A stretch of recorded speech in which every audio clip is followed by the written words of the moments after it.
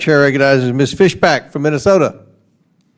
Thank you very much, Mr. Chair, and I just want to say thank you so much for allowing me the opportunity to be waved on today, Mr. Chair. And I will just say that oversight is far livelier than Ways and Means.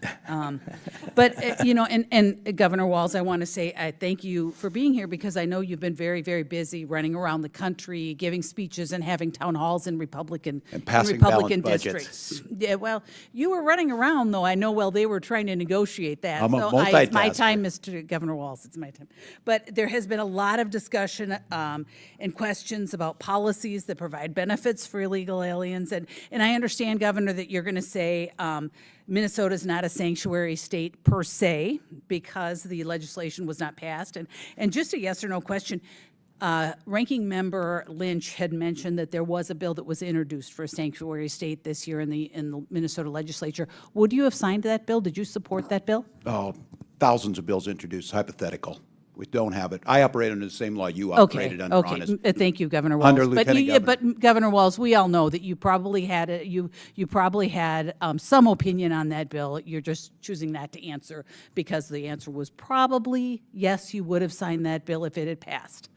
So, but like Mr. Emmer, Mr. Crane, I think Mr. McGuire, a whole bunch of them mentioned the policies that Minnesota has. So yes, I understand, not a sanctuary state per se, but the policies are certainly making it into, I think, as I recall, they mentioned driver's license for all, they mentioned the free tuition for illegal immigrants, they mentioned the Medicaid benefits, so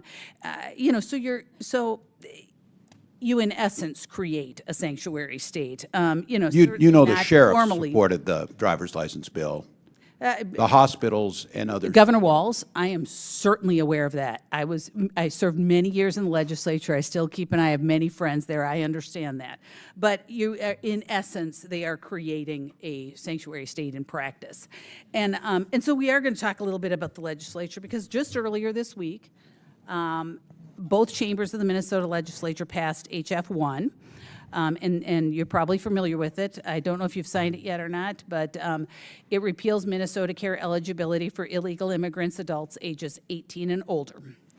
And with that recent repeal of eligibility for illegal immigrants, a policy that initially, it was after my time, was enacted in your time, 2023 under your administration, now being reversed with those budget negotiations. I was just wondering, first of all, do you know how many illegal immigrants were covered and are currently covered in Minnesota with Medicaid? I don't have the exact number. It's not Medicaid. It's state that does this through Minnesota Care. Okay, but you still don't know how many. So I don't all have of it those from- I believe- negotiations you were deeply involved in earlier that you mentioned you were deeply involved in, that number never came up? I don't have it in front of me right now. Okay. So we can certainly get it to you. I would love it. I would love to have that.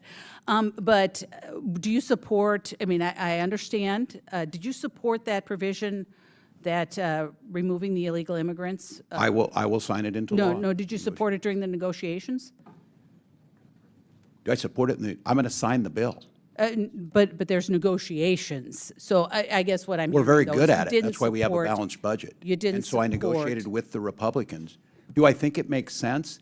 Look, you know, Congresswoman, that federal law requires us to provide health care to people when they show up in emergency rooms. That's why the hospitals have uncompensated care. Reclaiming my time, because you're trying to change the subject, because I asked you very specifically, during negotiations, did you support the provision to eliminate illegal immigrants from health care? It's a question that makes no sense. I support right. it at the end of the All day right. in a negotiation, which I Thank agree you, to and thank will you, sign it. thank you, Governor. You were here in Congress. You understand what reclaiming your time means. Yeah, you understand that. But I guess I will move on because, there was concerns about SNAP provisions being cut and all kinds of, but you supported that. You supported that over the, over government, over the health care to illegal immigrants. I guess I'm confused about, because you had other cuts you had to make. So what did you, all of the things that you guys have been talking about with law enforcement, education, school breakfast and lunch, did you cut that during the budget negotiations this year? Because my understanding is you had quite a deficit. We don't. We have a budget surplus, as you know, Congresswoman. Well, long-term, but you had to make cuts this year. We had a balanced budget. It's something we can help you all with. We have a balanced budget we agreed on. We left $1.9 billion on the bottom line for this biennium, and even. But on the your second structural biennium, budget, you structural had to make balance cuts. was reduced by 50%. You had to make cuts. Or no, you didn't make any cuts. We balanced a budget. We moved and we invested. All right, That's what we Governor, I'm do. going to move on because I have one more thing and I'm running out of time because I really do want to talk about, you had mentioned civility, or someone had mentioned civility. There was a discussion earlier about civility. But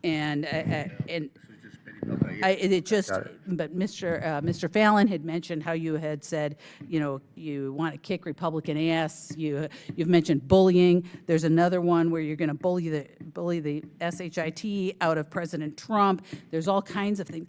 And then you had a discussion about civility. And I'm embarrassed because you say you're an educator and you're the governor of my state that I'm supposed to be proud of. And this is the kind of garbage, the example you're setting for our children, that you're telling people to bully each other.